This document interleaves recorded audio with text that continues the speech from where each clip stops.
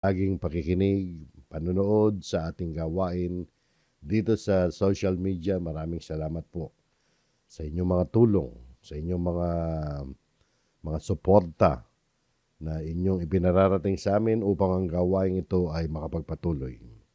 At sa mga kapatid natin na palaging nagsishare ng ating mga video dito, maraming salamat po. At kung kayo naman mga kapatid ay pinagpapala ng inyong mga napapanood dito, naway tumulong po tayo sa pagpapalaganap na mensahe ng Diyos sa pamamagitan ng pag-share ng ating mga nalilikhang mga video dito sa mga live streaming. At hindi lamang dito, pati yung mga awit na ina-upload po ng page na to, sana ibahagi po natin ito sa iba. At naway mapagpala tayo ng Panginoon sa ating pagdalo ngayon at sa ating gagawing pag-aaral ng kanyang mga salita. Ang paksa po natin ay may pamagat na pagdurusa na may pag-asa. Ang ating main verse nandun sa ilalim sa 1 Pedro 4:12 hanggang 19. At dito na po mga kapatid matatapos itong chapter 4 ng 1 Pedro. Magmula nung ating inisya yan, nagsimula tayo sa chapter 1 verse 1 at ngayon dito na tayo sa chapter 4 verse 12 hanggang 19. May chapter 5 pa po ang 1 Pedro. So next week na lang yon kung luluobin ng Panginoon. Ang mga version ng Biblia natin gagamitin ay ang Bagong Biblia at New King James Version. So tungkol sa ating pamagat mga kapatid, pagdurusa na may pag-asa. Maraming tao mga kapatid ang nag-iisip na kapag naging Kristiyano na ang isang tao, nawawala na ang lahat ng kanyang problema. Aasenso na siya sa buhay niya, mawawala na yung mga nagpapabigat sa kanyang pamumuhay. Akala nila ang pagsunod kay Kristo ay garansya ng komportableng buhay sa mundong ito. Marami po kasing nagtuturo ng gano'n naililigaw tuloy ang maraming mga Kristiyano. Akala nila, inaasa nila, tapos hindi naman natupad kasi hindi naman itinuturo ng Biblia. Imbis na sumigla sila sa pananampalataya, nawawala pa sa pananampalataya. Sapagat ang kabaligtaran, mga kapatid, na mga pangyayari sa buhay po natin, ay hindi komportableng buhay palagi ang ating nararanasan. Mula pa noong unang siglo, nakita naman natin ang mga mananampalataya sa Biblia at sa labas ng kasaysayan ng Biblia, sa mga sekular na kasaysayan, sa aklat ng kasaysayan, talagang ang nakikita natin na ang mga Kristiyano ay talagang nakakaranas ng iba't ibang mga pag-uusig, mga problema, pagtatakwil, pagkabilanggo, maging kamatayan nga dahil lamang sa kanilang pananampalataya kay Kristo. At hanggang sa panahon natin ngayon, meron pong ganun nagaganap. Mapalad tayo sapagkat sa bansa natin ay meron tayong kalayaan ng pagpili kung anong paniniwala natin. Pero sa ibang lugar, mga kapatid, ay nauusig ang mga mananampalataya. Sabi nga ng i-search nyo sa internet, nakasulat dyan, na ang mga Kristiyano, sila ang pinaka most persecuted people o group of people sa buong mundo. So yan ang kalagayan din ng mga mambabasa ni Apostol Pedro.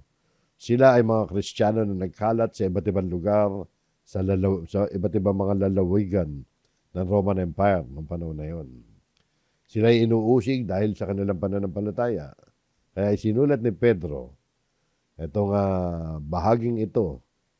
At yung sulat niya, yan ang isa sa mga main purpose ng kanyang sulat niya upang ihanda ang mga mambabasang Kristiyano at palakasin ng kanilang mga kalooban. Pero hindi niya, wala tayong nabasa o mababasa rito na ipinangako niya na mawawala ang pagdurusa. Sa halip, itinuro pa nga niya na kung paano dapat harapin ng mga Kristiyano yung mga pagdurusa. Sa ating panahon, maaaring ibang anyo yung nararanasan na pag-uusig. Maaring ito ay tungkol doon sa pagtutol ng pamilya, pangungutya ng mga kaibigan, diskriminasyon sa trabaho pagka wala ng oportunidad, o iba't ibang uri ng paghihirap dahil sa katapatan kay Kristo. Sa Pilipinas, nagaganap yan, mga kapatid. Hindi nga lang tayo umaabot doon sa salamat sa Diyos at hindi tayo umaabot sa bayan natin na mausig ka, ano patid, dumanak pa ang dugo. Pero sa ibang lugar, mga kapatid, ng daigdig na ito ngayon sa kasalukuyan, may mga Kristiyano talagang napapatay pa dahil sa kanilang katapatan kay Kristo. So ang mensahe ni Pedro ay nananatiling mahalaga maging sa panahon po natin ngayon. At sa mga napag-aralan po natin sa mga propesiya, darating ang panahon na talagang lahat tayo makakaranas ng matinding pag-uusig pag inabot natin yung paglitaw ng Antichrist, yung final Antichrist. Marami na tayong aralin tungkol dyan. So ngayon mga kapatid, pag-aralan po natin itong unang Pedro 4:12 hanggang 19. At ang ating aralin ay ahati natin sa 5 bahagi ayon sa pagkakasunod-sunod na pagkakasulat ni Apostol Pedro. Ito po mga kapatid, ang unang bahagi ay tungkol sa huwag magtaka sa pagdurusan dumarating dahil kay Kristo. Sa verse 12 yan. At yung verse 13 hanggang 14, magalak sapagkat nakikibahagi tayo sa mga pagdurusan ni Kristo. Sa mga title pa lang, mga subtitle, kung tawagin natin yan, nakikita na natin ang mensahe, di ba? Yan ay ayon sa pagkakasunod-sunod ng pagkakasulat dito sa pag-aaralan natin. Nandiyan din yung ikatatlo, yung wag magdusa dahil sa sariling kasalanan. At number 4, ang paghukom ay nagsisimula sa sambahayan ng Diyos. Sambahayan ng Diyos, yan yung church. At number 5, yung ipagkatiwala ang buhay sa tapat na lumikha at magpatuloy sa paggawa ng mabuti. So, tingnan natin to sa Roma number 1. Huwag magtaka sa pagdurusang dumarating dahil kay Kristo. So, sa bungat pa lang ng ating unang talata sa verse 12, ang sabi rito, gutay-gutay natin to, no? Praise by praise. Mga minamahal. O, simpleng salita lang yan, ha? Baka sabihin ninyo, o baka marahil iniisip ng iba, na ano ba yan, simpleng salita, dapat bang pagtuunan pa ng pansin yan? Tama kayo mga kapatid, simpleng salita lamang yan. Ngunit kung taos sa puso at may karunungan ang paggamit niyan, napakaganda ng implikasyon nito sa kanino mang, kung kanino man pinapatungkol to, at ito'y pinatutungkol ni Pedro sa mga Kristiyano nga. Anong ibig sabihin? The beloved, mga minamahal. So parang isang yan, di ba, malambing at mapagmahal na panawagan yan ni Apostol Pedro sa mga mananampalataya. Hindi siya nagsasalita bilang isang maigpit na guro o hukom, kundi bilang isang espiritual na ama na may malasakit sa kanilang kalagayan. Yung salitang minamahal, mga kapatid, beloved, nagpapaalala sa mga Kristiyano na sila ay, na minamahal tayo ng Diyos. Minamahal dahil minamahal tayo ni Kristo na nag-alay na kanyang buhay para sa atin. Minamahal dahil minamahal tayo, nagmamahalan tayo bilang magkakapatid sa pananampalataya. Yan yung mga impact niya ng salitang yan. Pag in-address mo seriously sa isang tao yan, lalo na sa kapatid sa pananampalataya, nagkakaintindihan kayo, tinawag mo siyang minamahal. Napakaganda po, nakaka-encourage na introduction yan. So mahalagang tandaan ito mga kapatid, dahil ang salitang susunod, no, ay tungkol sa pagdurusa. So nagsimula siya sa magandang salita, mga minamahal. Ipinakikita ni Pedro na ang pagdurusa ay hindi nangangahulugang iniiwan tayo ng Diyos. Ang mga minamahal ng Diyos ay maaari ring dumaan pumailalim sa matinding pagsubok. So, mahal ka pa rin ng Diyos. Mahal ka talaga ng Diyos kahit ikaw ay dumanas ng mga pagdurusa. Mga minamahal, huwag kayong magtaka tungkol sa maigpit na pagsubok na dumarating sa inyo. So yan po mga kapatid, napakahalagang mensahe. Yung pariralang yan. Ibig sabihin, kapag tayo nakakaranas ng pagsubok, at lahat naman tayo nakakaranas ng pagsubok, huwag na nating ipagtaka yan mga kapatid. Yung pag sinabing magtaka, ibig sabihin, huwag ka mamangha, mabigla, o isipin mo na kakaibang nangyayari sa iyo.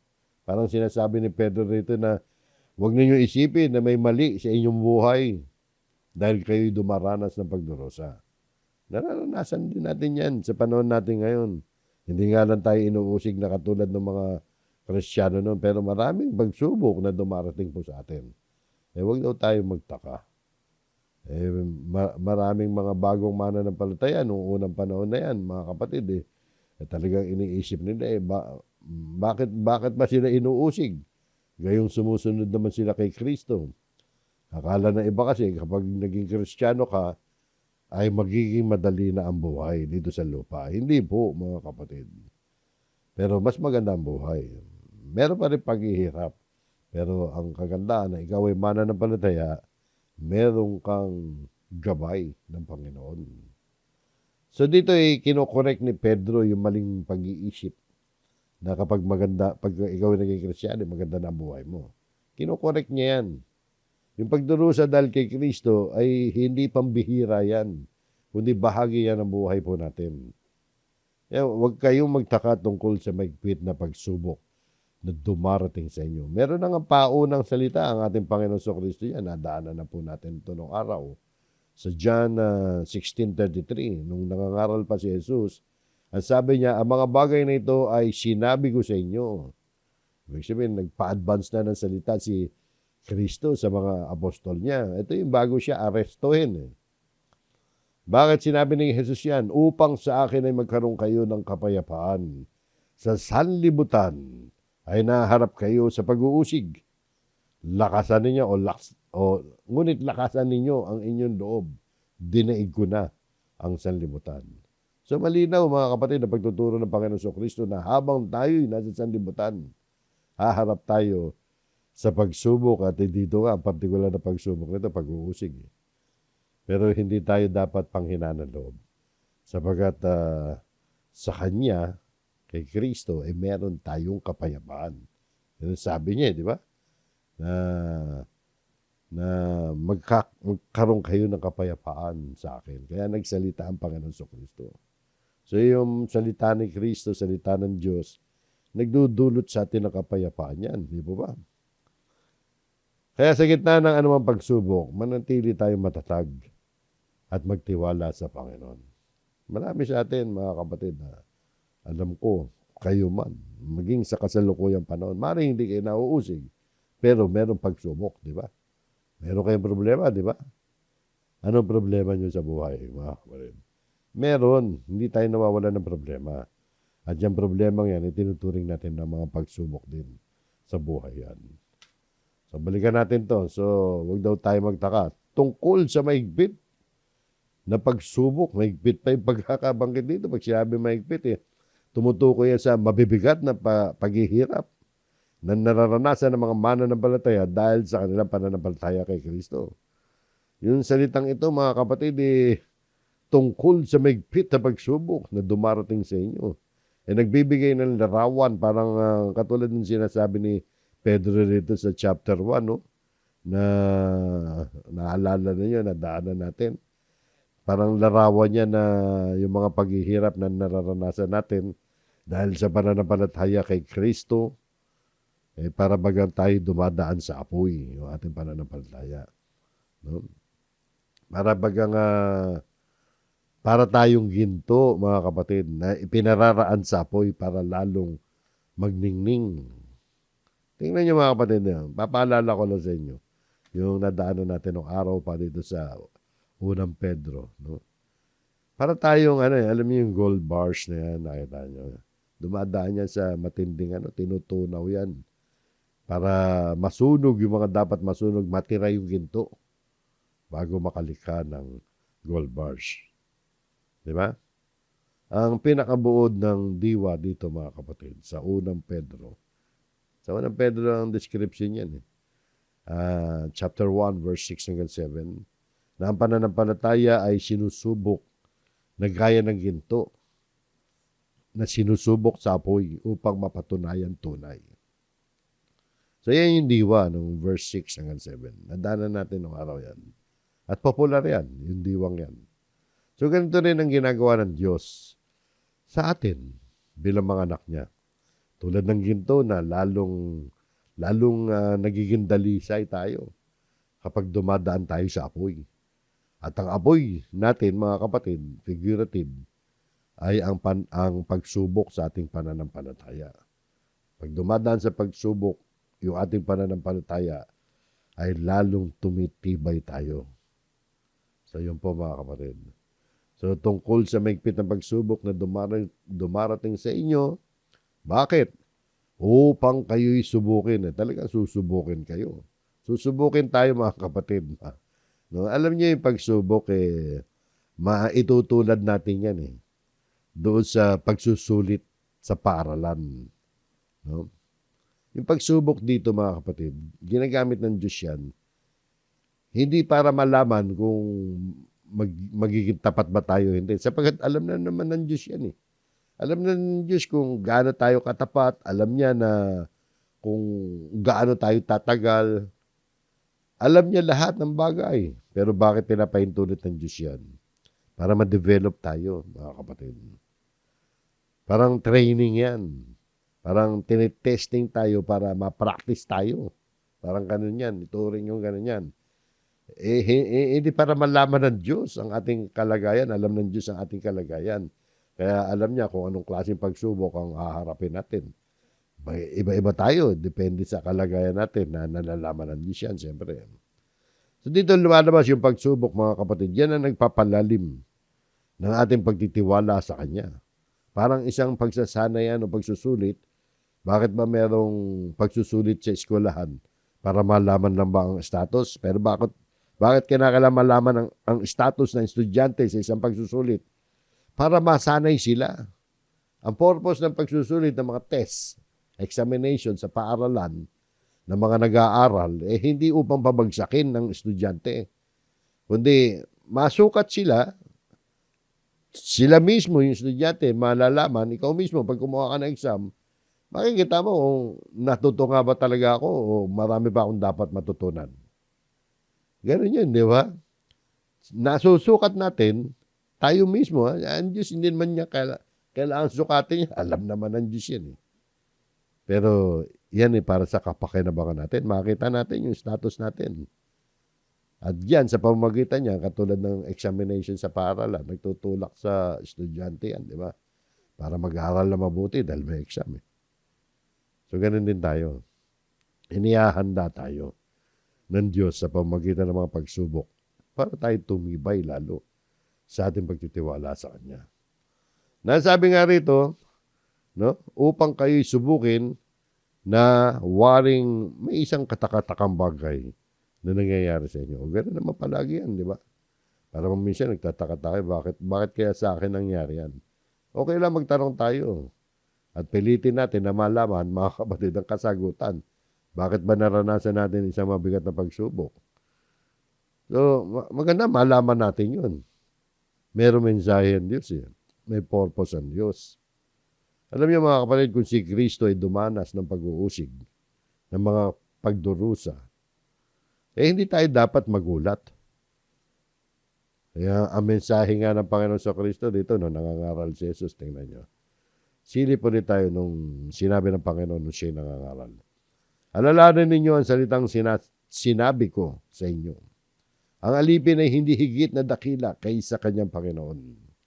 Tayo alipin ng Panginoon natin, ng Panginoon sa Kristo. Kung ako'y kanilang inusig, kayo man ay kanilang uusigin. Kung tinupad nila ang aking salita, ang inyo man ay tutuparin. So yan ay paalala ng Panginoon Jesus na bilang kanyang mga tagasunod, maaari rin tayo makaranas. Hindi lang maaari, talagang makakaranas tayo ng pag-uusig at pagtanggi sapagkat siya man ay nausig din. Di ba? Hindi lang maaari kung ako'y kanilang inusig, kayo man ay kanilang uusigin din. Kung tinupad nila aking salita, ang inyo man ay tutuparin din. Kung ano yung ginawa sa Panginoon Kristo, kung ano yung naranasan ng Panginoon, mararanasan din natin.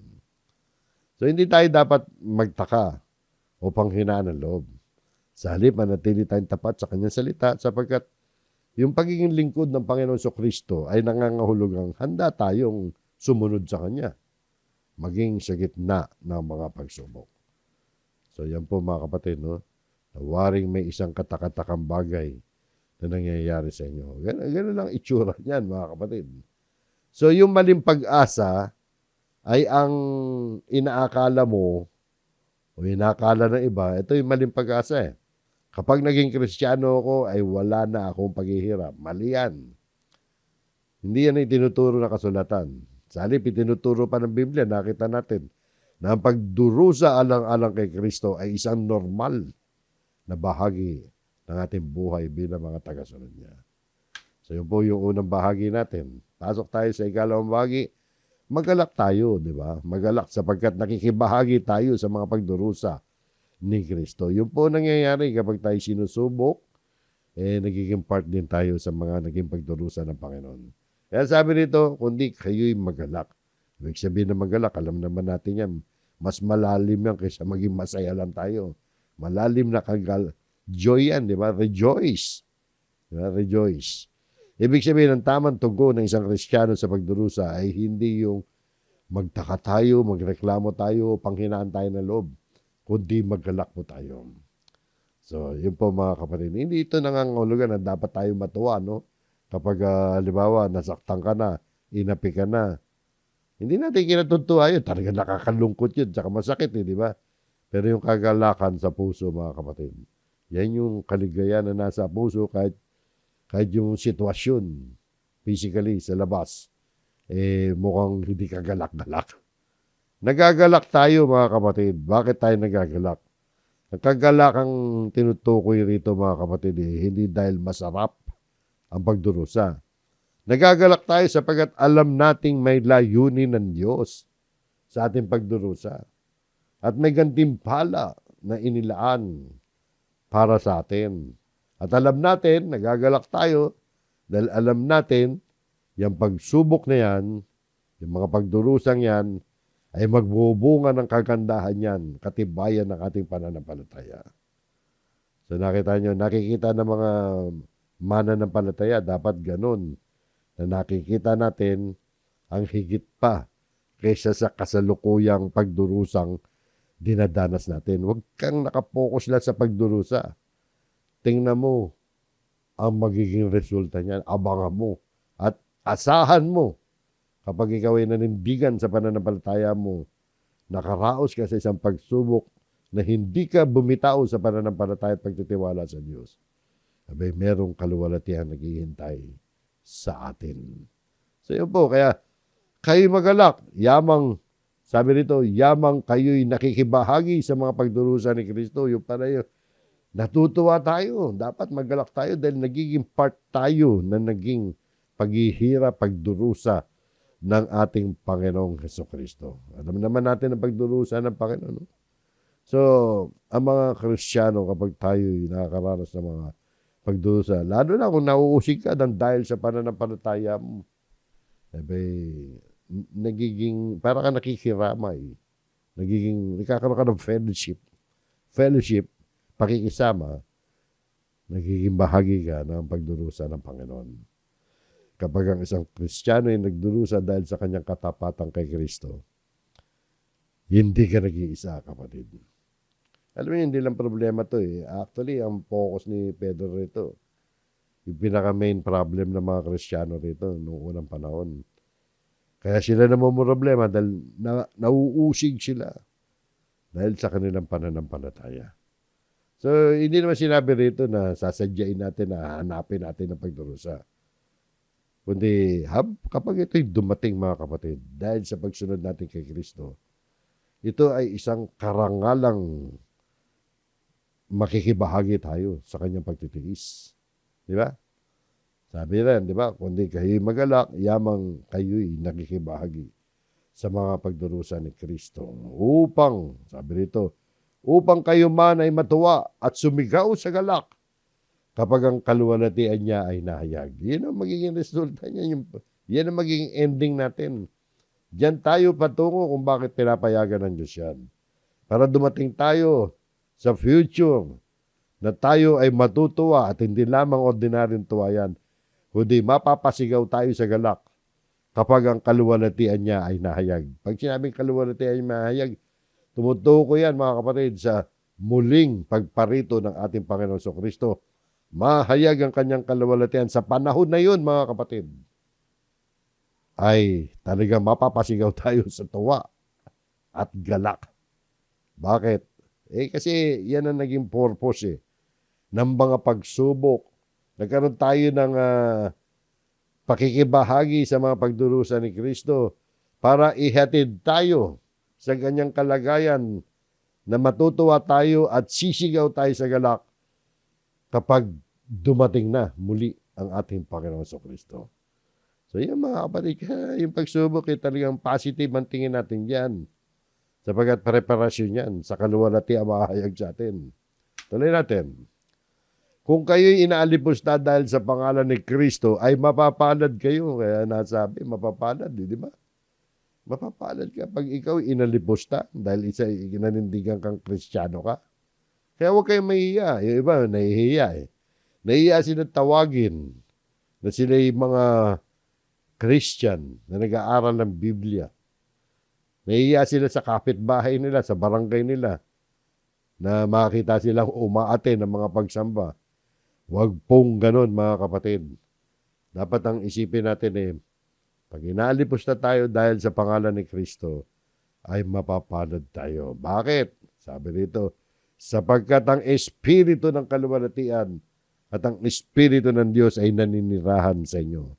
Yung pala yun mga kapatid Yan ang dahilan Sapagkat ang Espiritu ng kaluwalhatian at ang Espiritu ng Diyos ay naninirahan sa inyo. Kailan yan?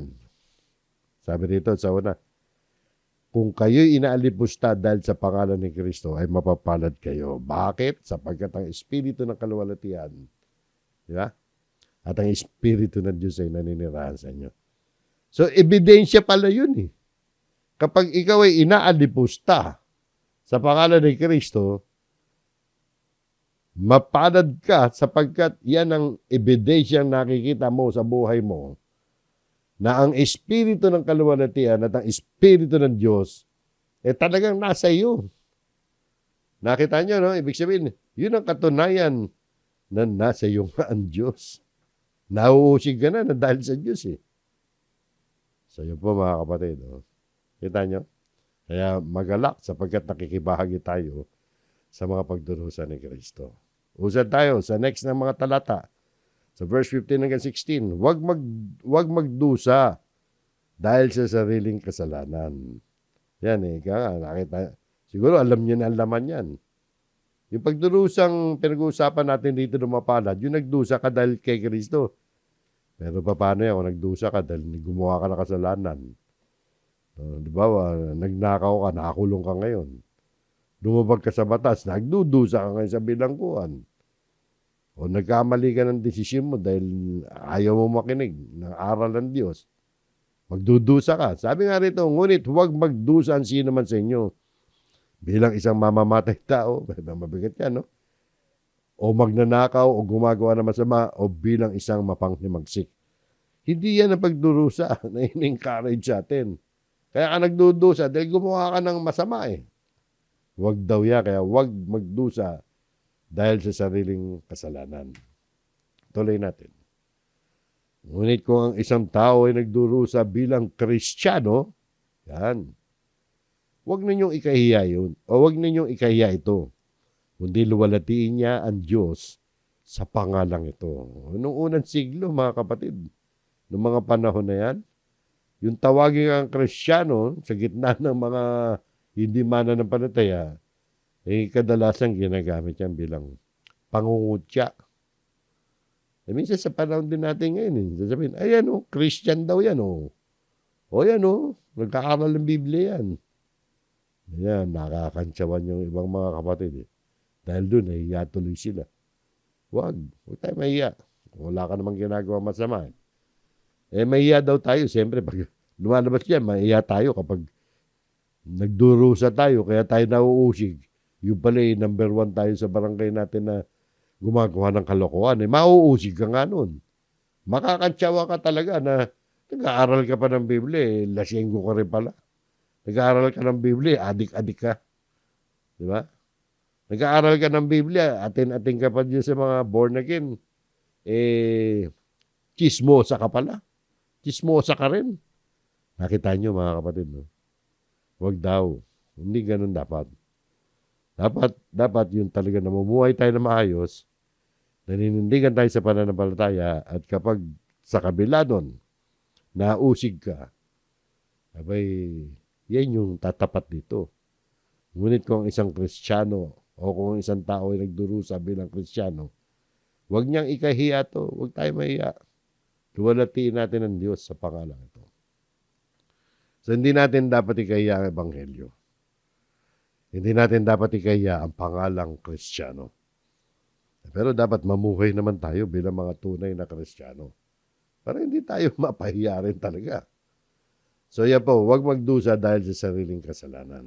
Sumunod na punto naman dito, ang paghuhukom ay nagsisimula sa sambahayan ng Diyos. Tingnan niyo mabuti ito mga kapatid. May paghuhukom na pala. Sapagkat ito'y panahon upang simulan ng paghuhukom sa sambahayan ng Diyos.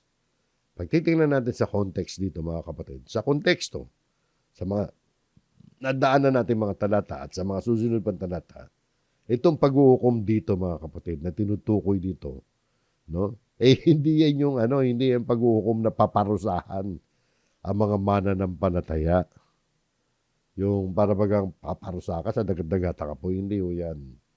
Sa konteksto mga kapatid, ito ay isang paglilinis, pagdidisiplina ng Diyos sa kanyang sariling bayan o sa kanyang church.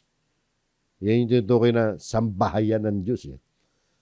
Panahon upang simulan ang paghuhukom sa sambahayan ng Diyos. Ibig sabihin, sa loob ng church, diyan nagkakaroon na ng pagdidisiplina, pagkukorek ang Diyos.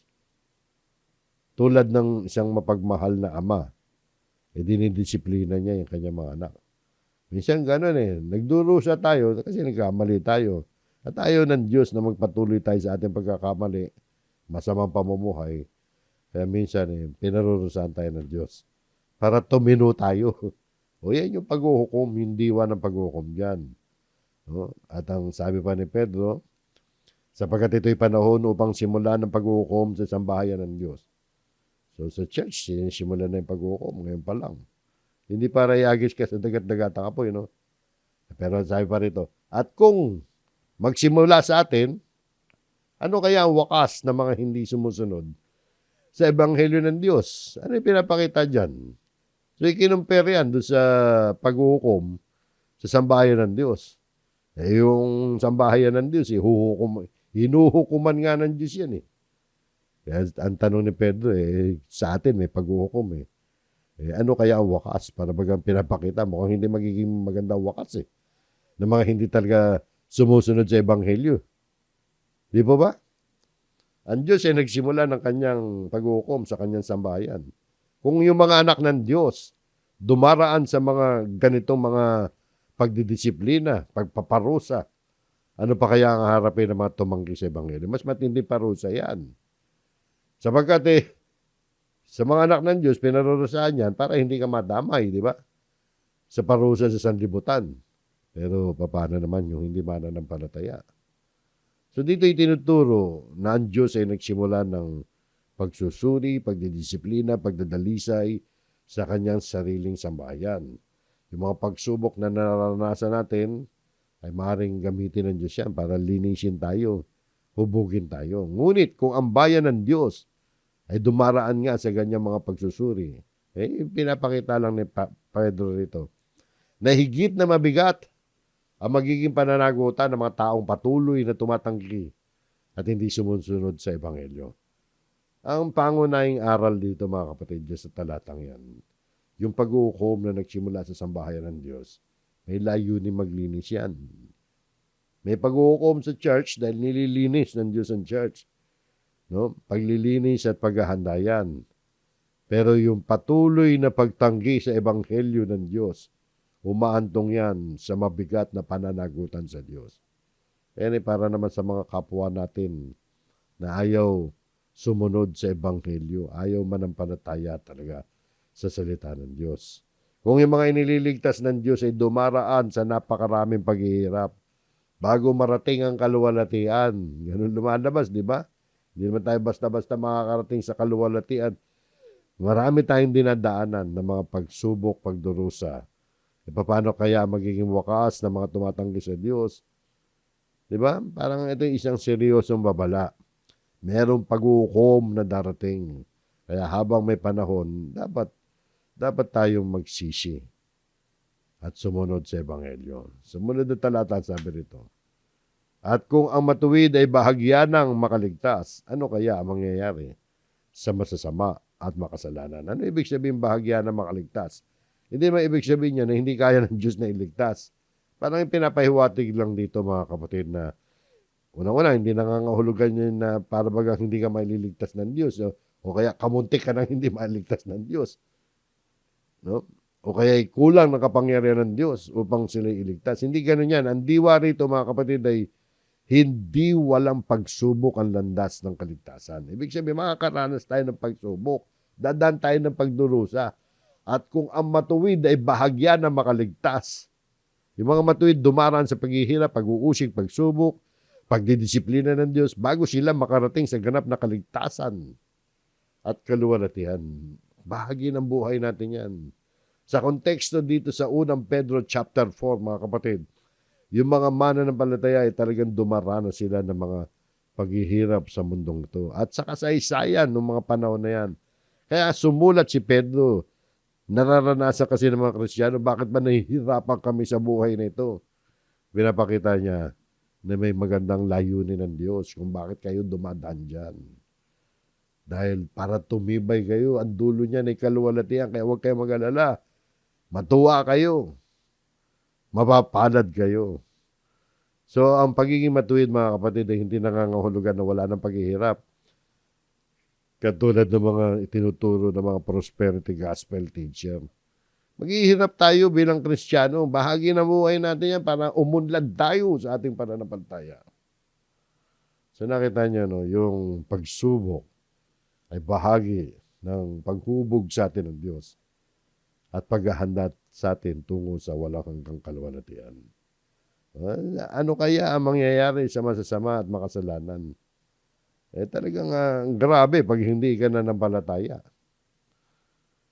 Pag ikaw ay namuhay sa kasamaan, mabigat ang kahihinatnan mo. Kasi yung mga matutuwid nga, bahagya na makaligtas.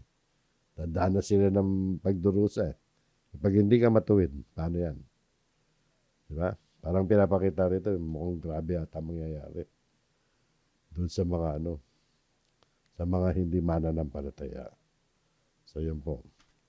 Yun yung ika-4 natin. At ang huling bahagi natin, mga kapatid, at ito na rin ang magsisilbing huling talata natin, ay yung ipagkatiwala ang buhay natin sa tapat na lumikha at magpatuloy sa paggawa ng mabuti. Tingnan po natin. Ang sabi nito, kaya't ang mga nagdurusa ayon sa kalooban ng Diyos ay ipagkatiwala ang kanilang mga kaluluwa sa tapat na lumikha sa paggawa ng mabuti. So ito yung pangwakas na paalala ni Pedro dito sa chapter 4. Pangwakas na paalala niya tungkol sa pagdurusa ng mga Kristiyano. Matapos niya may paliwanag yung mga napakinggan natin, di ba? Na pagsubok, hindi tayo dapat magtaka dyan. Mga pagdurusa, harapin natin na may kagalakan dahil nagiging bahagi tayo ng pagdurusa ni Kristo kung tayo nauusig ng dahil sa ating pananampalataya. Kaya sabi niya, kaya't, ibig sabihin ng kaya't, di ba? Therefore, conclusion niya ng lahat ng mga sinabi. Pagkatapos natin madinig yung mga talatang nabasa natin, ito ang konklusyon. Kaya't ang mga nagdurusa ayon sa kalooban ng Diyos. Ano ibig sabihin yan? Yan yung mga nagdurusa na hindi dahil sa sarili mong kasalanan, hindi dahil nakagawa ka ng kalokohan. Di ba? Hindi dahil sa lumabag ka sa batas ng tao na nakagawa ka ng krimen. So, maring mga Kristiyano nun, lumabag sa batas. Anong batas yun? Ang limitasyon kasi ng batas, kapag ang batas ng tao ay sinasagasaan na ang batas ng Diyos, unahin mo ang batas ng Diyos. Ano mangyayari pag inuunahin mo ang batas ng Diyos? Lalabagin mo yung batas ng tao. Ano ba yun? Katulad ng emperor worship nung panahon na yan. Kaya nauusig yung mga Kristiyano nun Ayaw nila sumamba sa emperador ng Roma. Mga emperor sa Roma nung panahon na yan itinuturing nila isa sa mga Diyos. Alam niyo sa Roman Empire nung panahon na yan, malaya ang mga Romano kahit anong pananampalataya meron ka. Pero wag mo kakalimutan na hihalo mo sa pananampalataya mo na ang emperor ay Diyos mo. Diyos mo rin. Marami kasi sila Diyos di ba? So nakita niyo, no? Ganun ang Romano. Demokrasya yan di ba? Sila yung nagsimula ng pauso ng demokrasya. Malaya ka sa reliyon mo. Pero may ano catch doon? Basta sasamba ka sa emperor, isa yan sa mga sasambahin mo. Ayaw ng mga Kristiyanong gano'n. Di ba? Hindi pwede yun. Hindi pwede sa Diyos yun. Kaya nauusig sila. Isa sa mga dahilan. Nakakainisan sila dahil lumadabag sila sa batas. Yun yung batas na na pwede natin labagin. Pero yung gumawa ka ng krimen, katulad yung mga binanggit kanina, mamamatay tao, magnanakaw, etc. Diba? So, kaya yung mga nagdurusa ayon sa kalooban ng Diyos. So, yung mga nasa kalooban ng Diyos, yung gumagawa ka na mabuti, namumuhay ka bilang tapat na mananampalataya, sabi rito, kung gano'n ang ating kalagayan, ano sabi, ay ipagkatiwala ang kanilang mga kaluluwa sa tapat na lumikha sa paggawa ng mabuti. Nakita niyo mga ginamit na mga salita ni Pedro rito? Number 1, ipagkatiwala. Ibig sabihin, ilagak mo. Ipasa mo. Pabayaan mo ang Panginoon ang mga laga sa iyo. Ilagay mo ang sarili mo sa panig ng Panginoon at ililigtas ka niya. Pag-iingatan niya ang iyong kalagayan bilang mananampalataya. Bari mapahamak ka physically. Kasi mga Kristiyano nun, napahamak physically. Ano napahamak physically? Di ba pinako sila sa krus, sinusunog habang buhay sila. Pinakain sa leon. Hindi napahamak din sila, di ba? Pero naingatan nila ang kanilang pananampalataya. Ganun yun, mga kapatid, di ba? Ganun yung nangyari sa kasaysayan. So ito mga kapatid ay pag sinabing ipagkatiwala, talagang ilalagak natin yung pagtitiwala, yung pangangalaga natin o pangangalaga ng Diyos sa atin, doon tayo magtitiwala. Ilagak natin ang ating buong buhay sa pangangalaga ng Diyos. So yun po, hindi yan yung bahala ng Diyos. Hindi lang ganun yun, kundi ang tunay na pagkakatiwala o pagtitiwala dyan, mga kapatid, pagkatiwala ay may kasamang pananampalataya, may kasamang pagsunod sa salita ng Diyos, pagtitiis at patuloy na paggawa ng mabuti. So yun po mga kapatid, tapos nabanggit ipagkatiwala ang kanilang mga kaluluwa, tumutukoy sa buong buhay natin. Pag sinabing kaluluwa, di ba?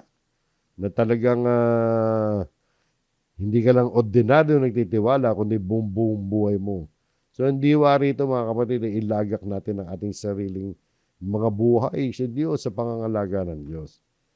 Kapag ang isang Kristiyano nakaranas ng mga pagdurusa dahil sa pananampalataya, kailangan talaga buong buo ang pagtitiwala natin. At ginamit pa nga niya, hindi lang Diyos ang ginamit niya na salita. Sabi rito, at ay ipagkatiwala ang kanilang mga kaluluwa sa tapat na lumikha. Sa tapat na lumikha, talagang ginamit na niya. Parang pinapaalala niya, tandaan ninyo, ang Diyos ang lumikha sa inyo. Ibig sabihin at siya'y tapat. Pag sinabing tapat tapat sa mga pangako, tapat sa mga idineklara niya mga salita, ang Diyos, pagtitiwalaan talaga natin yan. No, ginamitan pa niya ng mga ganyang adjective, di ba? Na ipagkatiwala ang kanilang mga kaluluwa sa tapat na tapos lumikha. Ba, kung talagang nanamnamin natin yung salitang lumikha, napakagandang paglalarawan yan eh. Hindi na lang niya sinabihin sa tapat na Diyos. Hindi, lumikha. Para pinapaalala niya, ang Diyos ang lumikha sa iyo. Ibig sabihin kung ang Diyos ang lumikha sa iyo, ibig sabihin, kayang-kaya ng Diyos ang lahat ng mga pangyayari sa buhay natin. Ang Diyos hindi nagbabago. Tanda mo, ang Diyos ay lumikha. Ibig sabihin, tapat pa.